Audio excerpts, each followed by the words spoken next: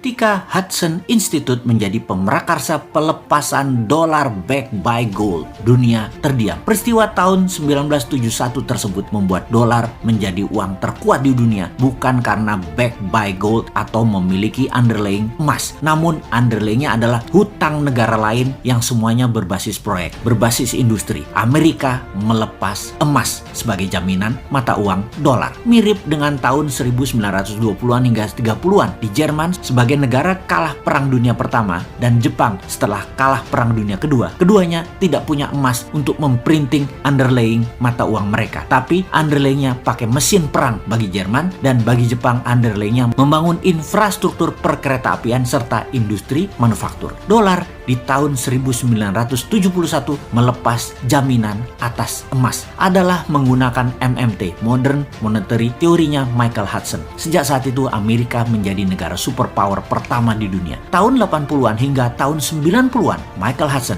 adalah guru besar yang mengajar di kampus di Peking University, di mana hampir semua petinggi politbiro yang saat ini menjabat di Tiongkok adalah murid beliau. Setidaknya mereka semua memahami hal yang sama, yaitu MMT. Sehingga di tahun 1989 pertama kalinya Deng Xiaoping ambil posisi ekonomi dengan mendemokratisasi uang renminbi pakai proyek underlayingnya. MMT dipraktekkan di Tiongkok sejak saat itu. Kedua negara tersebut saat ini menjadi dua negara besar. Yang satu, Amerika, sudah menjadi negara superpower, bahkan dengan kekuatan teknologi, paten, dan free thinking country terbebas di dunia. Amerika belum terkalahkan. Sebagai murid Hudson tidak langsung, karena saya hanya mengikuti buku-bukunya dan belajar dari muridnya Hudson, salah satunya belajar dari Stephanie Kelton, maka sejak 6 tahun yang lalu si Sontoloyo ini menyatakan akan membuat negara Indonesia menjadi negara sejajar dengan dua negara besar tersebut, dan di tahun 2045 akan menjadi negara terkuat di dunia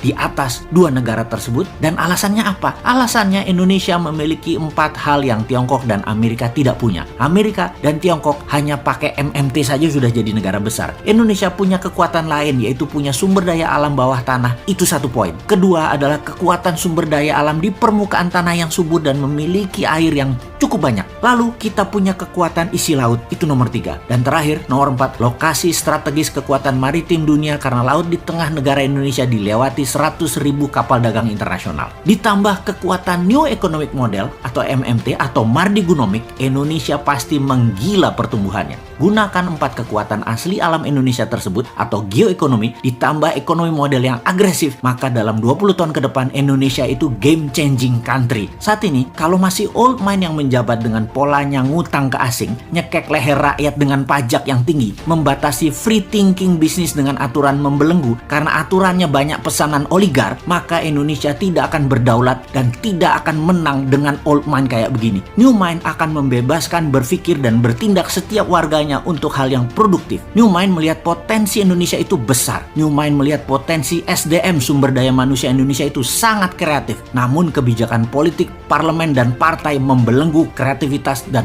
potensi. Musuh terbesar bangsa Indonesia adalah sistem politik yang membatasi manusia berkompetisi berdasarkan prestasi dan potensi. Harusnya pilihan politik apapun yang diambil silahkan, tapi menjalankannya adalah mereka yang memiliki visi, potensi, dan kemampuan kelas dunia. Jangan sampai yang dekat dengan pejabat yang dipilih, tim pemenangan yang dipilih, yang memodali yang dipilih, buzzer yang dipilih, yang pinter nyenengin dirinya yang dipilih, yang melindungi dirinya dari pejabat agar selamanya berkuasa itu yang dipilih. Itu yang mendapat jabatan. Jangan itulah. Itu nggak ngurusi rakyat namanya, nggak ngurusi negara namanya. Makanya New Mind selalu bertanya, kok tahun 2024 lama bener ya?